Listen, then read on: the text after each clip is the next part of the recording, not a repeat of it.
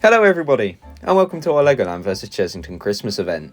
Today, we will have 4 categories, starting with... Let's start off our first one now, theming. Theming between Legoland and Chessington has been a completely different change. We've noticed there has been a total difference from both theme parks from last year. Let's start off with Legoland.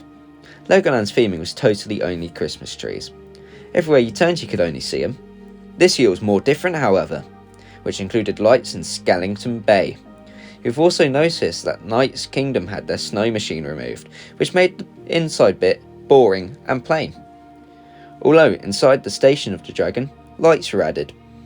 Let's move to Chessington now. Chessington hadn't really had a difference of theming from last year.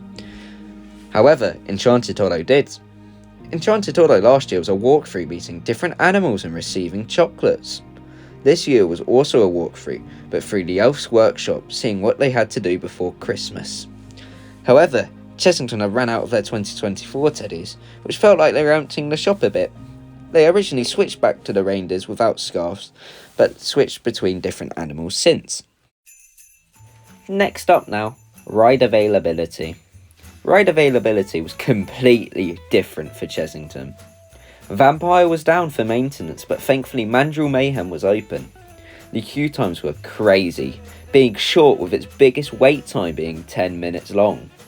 Legoland had an amazing improvement, having almost every ride and none of them being delayed or closed for any longer than 2 minutes. However, the queue times were double the amount of Chessington's.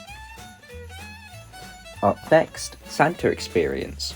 Both Santa experiences were different from each other. Legoland's walk to Santa when picked up by an elf was shorter, with a longer chat with Santa, whereas Chessington's had a silent disco while in the queue, and a longer interaction with the elf, but a shorter chat with Santa.